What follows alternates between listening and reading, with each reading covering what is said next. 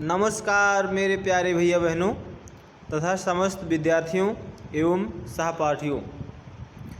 आज मैं आपको राहुल गर्ग शुक्ला कक्षा 10 की एसएसटी की क्लास में जो तीसरा लेसन है भारत में राष्ट्रवाद, उससे कुछ प्रश्नों को अध्ययन कराने चल रहा हूँ, जिसको आप विधिवत तरीके से लाइक सब्सक्राइब करेंगे, शेयर करेंगे।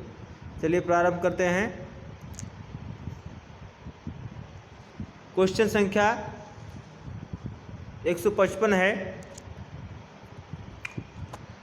साइमन कमीशन का गठन कब और क्यों किया गया था? उत्तर है 1927 में भारत में संवैधानिक व्यवस्था की कार्यशैली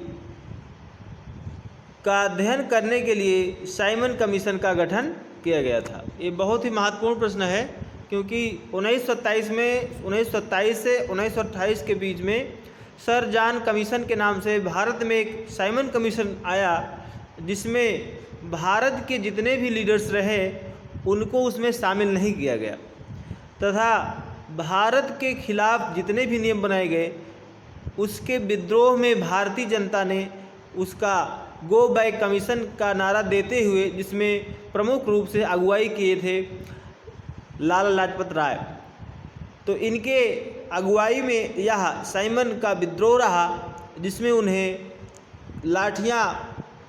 कई लाठियां खानी पड़ी तथा विद्रोह का सामना करना पड़ा, जिसमें अंग्रेज़ों की लाठियां खाने के बाद उनकी मृत्यु हो गई। तो यह एक बहुत ही महत्वपूर्ण प्रश्न है कि साइमन कमीशन का गठन कब और क्यों किया गया और इसका क्या प्रभाव पड़ा, भारत पर क्या प्रभाव पड़ा। तो इसका एक महत्वपूर्ण प्रभाव यह देखने को मिला कि भारत देश में प्रमुख रूप से साइमन कमीशन आने के उपरांत ही अनेक गतिविधियां तय हो गई।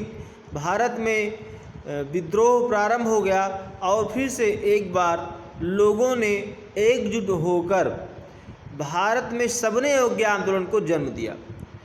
तो इस तरीके से आपने इस क्वेश्चन को अध्ययन किया। चलिए आगे बढ़ते हैं। अगला प्रश्न है, स्वराज पार्टी की स्थापना किसने और कब की थी? बहुत ही महत्वपूर्ण प्रश्न है कि स्वराज पार्टी की स्थापना किसने और कब की थी। उत्तर है 1923 में CR दास और पंडित मोतीलाल नेहरू ने स्वराज पार्टी की स्थापना की थी। चलिए आगे बढ़ते हैं।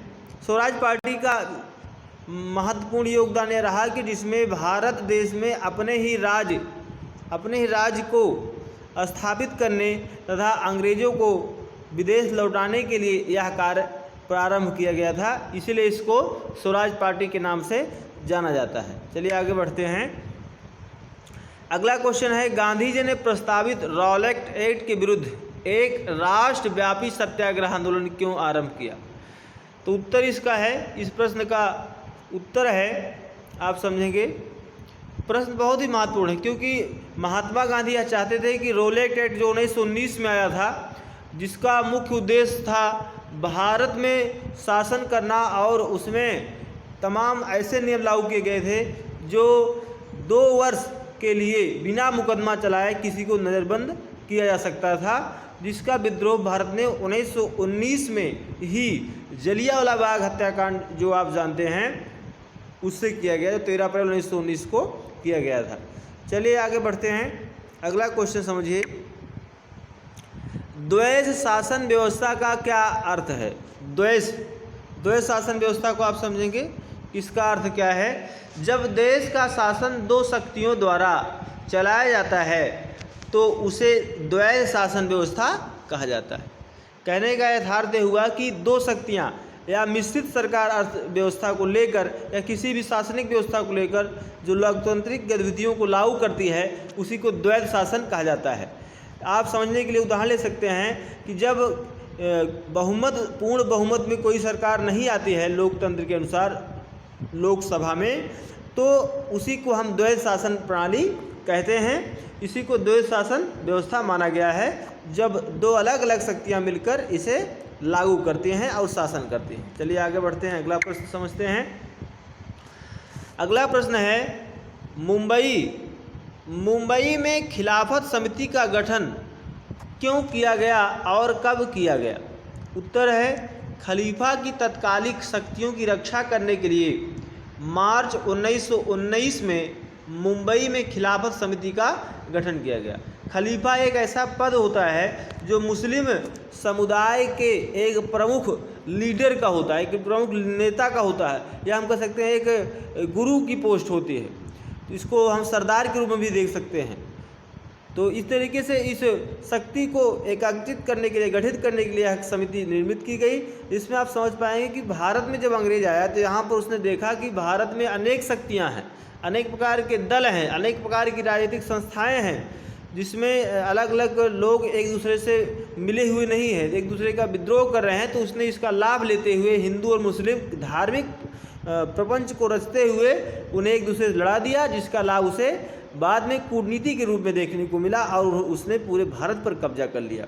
इसलिए इस खिलाफत समिति के गठन बाद में हुआ, जिसमें मुस्लिम शक्ति को माना गया और भारत में हिंदू तथा मुस्लिम दोनों ने मिलकर जितने भी सामुदायिक रूप से यहाँ आए हुए थे उन्हें भारत से खदेड़ने में सफलता प्राप्त की। चलिए आगे बढ़ते हैं। अगला क्वेश्चन है खिलाफत आंदोलन के दो प्रसिद्ध नेताओं के नाम लिखिए। तो उत्तर समझेंगे आप, मोहम्मद अली और शौकत अली, ये दो प्रमुख लीडर रहे जिन्होंने खिलाफत आंदोलन में भाग लिया। चलिए आगे बढ़ते हैं। बहिष्कार का अर्थ स्पष्ट कीजिए। बहिष्कार का अर्थ यही होता है जब हम किसी के साथ संपर्क रखने, गतिविधियों में हिस्सेदारी, वस्तुओं की खरीद एवं उपयोग आदि से इनकार कर देते हैं और बहिष्कार कर देते हैं कि हम इस वस्तुओं का प्रयोग नहीं करेंगे या इसकी खरीदारी करने से मना करते हैं, तो उसे बहिष्कार कहा जाता है। अब इसको आप समझेंगे कि जब भारत में असहयोग आंदोलन प्रारंभ हुआ 1919 के बाद, तो उसे कहा गया कि उसमें महात्मा गांधी ने यह बात रखी कि हम विदेशी वस्तुओं को खरीद नहीं सकते हैं, हम नहीं खरीदेंगे क्योंकि वह हमारे देश की नहीं बनी हुई है, और इससे भारत के वासियों ने किसी भी वस्तु को खरीदने से मना कर दिया और उनके द्वारा दिए गए काम को करना बंद कर दिया, जिससे एक यूनिटी का निर्माण हुआ, एक एकजुटता का निर्माण हुआ, जिससे भारत देश में यह प्रचलन देखने को मिला कि सभी लोगों ने विदेशी वस्तुओं को क्रय विक्रय करने से मना कर दिया और आने वाले समय में वह उसका बहिष्कार करते हुए या उस वस्तुओं को जलाकर बहिष्कार करते हुए देखने को मिला। इसी को कहा गया बहिष्कार और इसी का अर्थ हुआ बहिष्कार। चलिए अगले प्रश्न की ओर बढ़ते हैं।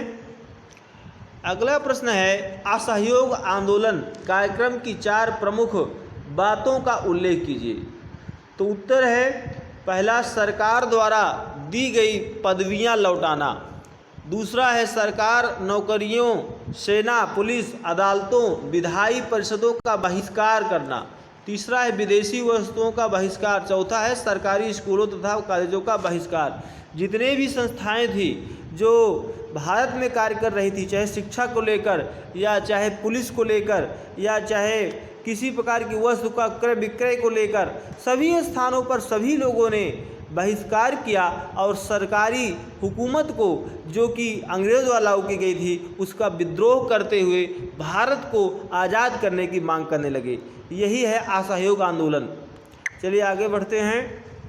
अगला प्रश्न है मुख्य रूप से आंध्र प्रदेश की गुडेम पहाड़ियों में आदिवासी किसानों द्वारा गुरिल्ला आंदोलन शुरू करने के क्या कारण थे? तो उत्तर है आदिवासियों को जंगलों में मवेशी चराने और लकड़ी तथा फल बीनने की अनुमति नहीं देना। दूसरा है उन्हें सड़कें जो बनी थी उसमें बेकार करने पर बाध्य करना। इसका यथार्थ ये हुआ कि जब 1916 में भारत में अंग्रेज आया और सूरत में जाकर शेरशाह सूरी का वहाँ पर क्या कहते हैं जहांगीर का शासन था वहाँ पर, तो जहांगीर से इजाज़त लेता है और वहाँ पर अपनी कंपनी स्थापित करने के लिए कार्य शुरू करता है, जो मोहम्मद कह सकते हैं कि मुग़ल वंश का, बाबर का संस्थापक माना जाता है, मुग़ल वंश का संस्थापक था, तो उसी का शासन था उस समय वहाँ पर। तो वहाँ यह लेता है, उसके बाद भारत के अनेक स्थानों पर भ्रमण करता है और भ्रमण करने के बाद जो अंग्रेज आए थे उन्होंने सोचा कि हम अपनी कंपनी को यहाँ स्थापना करेंगे, और स्थापना करने के बाद जंगलों की तरफ देखा तो उसमें विभिन्न प्रकार के आदिवासी नज़र आए। तो उसने देखा अंग्रेज़ों ने कि यहाँ पर हमें ऐसी चीज़ें देखने को मिल रही हैं जिसको हम विदेश में ले जाकर, यूरोप में ले जाकर अधिक से अधिक मात्रा में धन कमा सकते हैं, 60-70 गुना, जिसमें विभिन्न प्रकार की लकड़ियाँ, कपास तथा मसाले एवं नील इत्यादि थी। इसीलिए उसने अपने आप को ज़्यादा सहज भाव में पाते हुए क्या किया कि भारत के जंगलों को कब्जा करने लगा, और भारत के जंगलों में रहने वाले आदिवासियों को उसमें से भगाना प्रारंभ कर दिया, जिसमें आप छोटा नागपुर का पठार, झारखंड, ये सभी उदाहरण समझ सकते हैं कि उसको अपने कब्जे में ले लिया। वहाँ पे रहने वाले लोग बेघर हो गए, उन्हें जंगलें छोड़कर जाना पड़ा, और जंगलों को कैद करने के बाद उन्हें रोडों पर भी जाने के लिए मना कर दिया, जिससे उन्हें भुखमरी का शिकार करना पड़ा, और लकड़ी तथा फल बीनने की अनुमति भी उसको नहीं दी गई। इससे वे बेघर हो गए। इसी से गुरिल्ला आंदोलन देखने को मिला, जिसमें रज्जू भैया को प्रमुख रूप से उसमें माना जाता है। चलिए आगे बढ़ते हैं अगले प्रश्न की ओर। गांधी जी को किस घटना के कारण असहयोग आंदोलन स्थगित कर देना पड़ा? बहुत ही महत्वपूर्ण प्रश्न है, ये बार बार परीक्षा में पूछा जाता है। तो असहयोग आंदोलन 1919 के बाद 1920 में प्रारंभ किया गया था, जिसे चौरी चौरा कांड में 1922 में एक ऐसा स्थान था जो चौरी चौरा नामक स्थान जो गोरखपुर में है, वहाँ पर एक शांति भरे जुलूस को जाते हुए देखा गया, और उस शांति भरे जुलूस में जितने भी भारतीय थे वह एक शांत प्रिय वातावरण में जुलूस निकाल रहे थे, अंग्रेजों का विद्रोह कर रहे थे। तो उनके ऊपर गोलियां बरसाई गई, लाठियां चलाई गई, जिसमें अनेकों लोग घायल हुए। इससे वे प्रेरित होकर, इससे क्रुद्ध होकर भारतीय लीडर्स ने क्या किया कि भारतीय लीडर्स ने उसका विद्रोह करते हुए तमाम प्रकार की जो चौकियां थी उसमें आगजनी कर दिया, और इसी से दुखी होकर महात्मा गांधी ने असहयोग आंदोलन स्थगित कर दिया। यह एक महत्वपूर्ण प्रश्न है जिसका अध्ययन आप विधिवत तरीके से करें। चलिए अगले प्रश्न की ओर चलते हैं।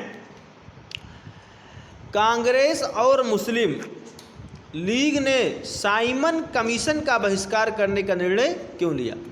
तो उत्तर है, साइमन कमीशन के 7 सदस्यों में से एक भी भारतीय नहीं था, इसलिए कांग्रेस और मुस्लिम ने इसका बहिष्कार करना स्वीकार किया। जो 1927 और 28 के बीच में साइमन कमीशन आया था सर जॉन के नाम से, उसका विद्रोह इसलिए प्रमुख रूप से इसीलिए किया गया क्योंकि भारतीयों की लीडरशिप उसमें एक भी नहीं दिखाई दी, और इनका बहिष्कार किया गया था। इसीलिए इन लोगों ने भी, जो 2 दल थे हिंदू तथा मुस्लिम, इन क्रांतिकारियों ने उसका विद्रोह कर दिया।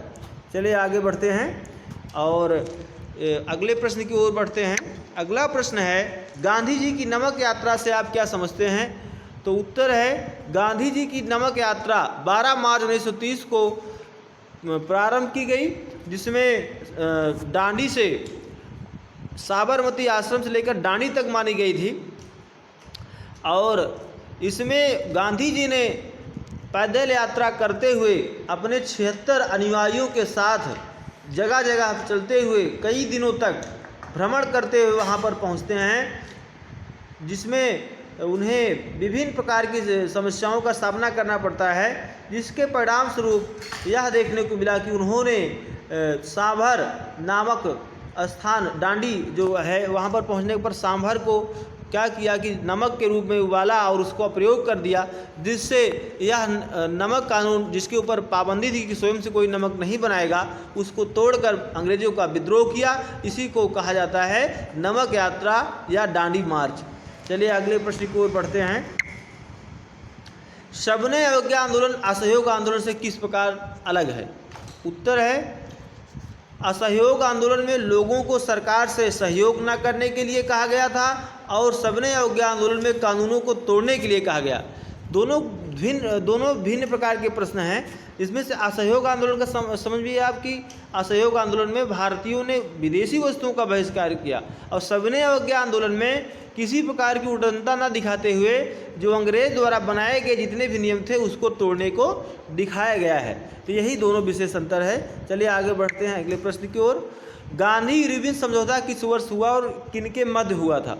उत्तर है गांधी इरविन समझौता 5 मार्च 1931 को गांधी जी और इरविन के मध्य हुआ था या लाहौर अधिवेशन के बाद देखने को मिला, जिसमें गांधी जी और इरविन, जो लॉर्ड इरविन था विदेशी गवर्नर था, उसने दोनों लोगों ने मिलकर, गांधी जी और इरविन ने मिलकर इस पर एक समझौता तय किया था जिसमें भारतीयों द्वारा किसी प्रकार का उत्पाद न मचाते हुए दिखाया गया, परंतु अगर विदेशी फिर से किसी शक्ति का प्रयोग करते हैं, भारतीयों को नुकसान पहुंचाते हैं, तो भारत उनके ऊपर अपना विद्रोह करते हुए दिखाई देंगे। ऐसे समझौते को रखा गया था। चलिए आगे बढ़ते हैं अगले प्रश्न की ओर। गांधी इरविन समझौते की 2 प्रमुख शर्तों के बारे में बताइए।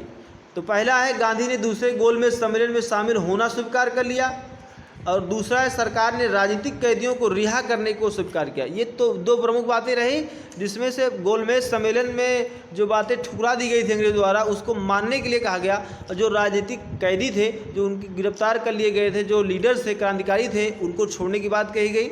यह गांधी और लॉर्ड इरविन का समझौता था, जिसके परिणाम स्वरूप जो सविनय अवज्ञा आंदोलन था उसको रोकने की मांग की गई थी लॉर्ड इरविन द्वारा, और गांधी जी ने इन 2 बातों को मनवाने के लिए लॉर्ड इरविन से कहा, जिसके परिणाम स्वरूप लॉर्ड इरविन ने उस पर हस्ताक्षर किए। चलिए आगे बढ़ते हैं अगले प्रश्नों की ओर। अगला प्रश्न है पिकेटिंग से क्या अभिप्राय है। उत्तर है पिकेटिंग प्रदर्शन के विरोध का एक ऐसा स्वरूप है जिसमें लोग किसी दुकान, कार्यालय या मुख्य रूप से कारखाने के भीतर जाने का रास्ता ढूंढते हैं। तो यह एक प्रकार का बहुत ही महत्वपूर्ण प्रश्न है कि पिकेटिंग का अर्थ है कि जब किसी गहरी स्थिति में लोग पहुंचते हैं, जिसमें आपातकाल स्थिति हो जाती है, तो उसमें दुकानों को बंद कर दिया जाता है और जितनी चीज़ें उसको लॉक कर दिया जाता है। इसको हम आपातकाल स्थिति भी कह सकते हैं, और इसी को मुख्य रूप से पिकेटिंग कहा गया है, जो अंग्रेज के समय भारत में जब अंग्रेजों का शासन था उसमें भारतीयों द्वारा ऐसा किया गया था। चलिए आगे बढ़ते हैं अगले प्रश्न की ओर। अगला प्रश्न है दलित वर्गों ने अलग निर्वाचन क्षेत्रों की मांग क्यों की। दलित वर्गों ने अलग निर्वाचन की मांग क्यों की, बहुत ही महत्वपूर्ण। दलित वर्ग का अर्थ है जो अनुसूचित जाति से बिलोंग करते हैं, अनुसूचित जनजात भी उसमें आती है, परंतु अल्पसंख्यक मान लिया जाता है। तो दलित वर्ग उन्हें कहा जाता है जो अनुसूचित जाति में बिलोंग करते हैं। तो उत्तर ये है कि दलित वर्गों की मान्यता थी कि उनकी सामाजिक अपात्रता केवल राजनीतिक सशक्तिकरण से ही दूर हो सकती है, इसलिए उन्हें अलग निर्वाचन क्षेत्रों की मांग करनी चाहिए। दलित वर्ग का यह भी सही मानना था कि अगर राजनीतिक सशक्तिकरण उनके साथ होगा तो उनका तबका निम्न स्तर पर गिरता चला जाएगा, जिससे वे उठ नहीं पाएंगे। इसलिए उन्होंने अपने आप को एक निर्वाचित लीडर अलग से चुनने की मांग की और उनका निर्वाचन ही अलग कर दिया जाए, ऐसी मांग किया, जिससे उन्हें बाद में लाभ देखने को मिला कि लोकतंत्र के अधीन होते हुए सभी वर्गों को चुनाव लड़ने का अधिकार दे दिया गया और सभी को मतदान करने की स्वीकृति दे दी गई। चलिए आगे बढ़ते हैं। पूना पैक्ट की 2 मुख्य बातों का उल्लेख कीजिए। ये बहुत ही महत्वपूर्ण प्रश्न है।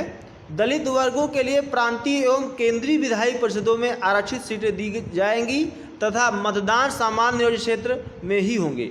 इसके पहले जो विधान परिषद था उसमें आरक्षण नहीं रखा गया था, ना ही विधान परिषद में ना ही विधानसभा में, जिसके लिए ये जो दलित वर्ग के लोग थे इन्होंने ऐसा मांग किया कि हमें विधान परिषद में भी आरक्षण दिया जाए ताकि हम लीडरशिप में भी आगे बढ़ सके, जो हमारे लीडर हैं उनको चुनाव करने में आसानी हो और हमारे ही लिए वो कार्य करें जिससे हमारा आसानी से विकास हो सके। इस प्रकार से यह क्वेश्चन पूना पैक्ट के माध्यम से रखा गया। अगला प्रश्न है सीमांत गांधी किसे कहा जाता है। बहुत ही महत्वपूर्ण प्रश्न है। तो सीमांत गांधी अब्दुल गफ्फार खान को कहा जाता है, यह एक उनकी पदवी रही। अगला प्रश्न है गदर पार्टी की स्थापना कब और किसने की थी। उत्तर है गदर पार्टी की स्थापना क्रांतिकारी नेता हरदयाल ने 3 मई 1913 ईस्वी को की थी। ये बहुत ही प्रश्न आता है, बार बार परीक्षाओं में पूछा जाता है कि हरदयाल ने 3 मई 1913 को गदर पार्टी की स्थापना की, जिसमें कुछ उग्र स्वभाव के लोगों को भी शामिल किया गया था। चलिए आगे बढ़ते हैं अगले प्रश्न की ओर। दलितों की दलित वर्ग एसोसिएशन की स्थापना किसने और कब की थी। जो दलितों की दलित वर्ग एसोसिएशन की स्थापना थी वह 1930 में डॉक्टर अंबेडकर ने दलितों के दलित वर्ग एसोसिएशन की स्थापना की, क्योंकि वे एक कानून मंत्री थे और यह मांग चाहते थे कि हमारे वर्ग, जो हमारा ये निचला तबका है, वह उच्च श्रेणी को पहुँचे और जो निम्नतर श्रेणियों में उनको गिना जाता है वह उच्चतर श्रेणी में सामान्य वर्ग के मुकाबले देखने को मिले, इसलिए उन्होंने इस एसोसिएशन की स्थापना की थी। चलिए आगे बढ़ते हैं अगले प्रश्न की ओर। असहयोग आंदोलन में भाग लेने वाले किसानों की किन्हीं दो प्रमुख बातों को बताइए। तो उत्तर है, नाम बताइए। पहला है लगान में कमी, दूसरा है बेगार की समाप्ति। लगान जो राजस्व वसूला जाता था लोगों से, उसमें कमी कर दिया जाए। और बेगार की समाप्ति, बेगार का अर्थ है जो बिना किसी कार्य का हो, जिसके पास कोई काम बूत ना हो, उसी को हम कहते हैं बेगार। तो इस बेगारी को दूर करने के लिए कई कारण देखने को मिले, जिसमें औद्योगिक केंद्र को विकास किया गया, औद्योगिक केंद्र को डेवलप किया गया और नवीन प्रकार की योजनाओं को लागू किया गया, जिससे गरीबी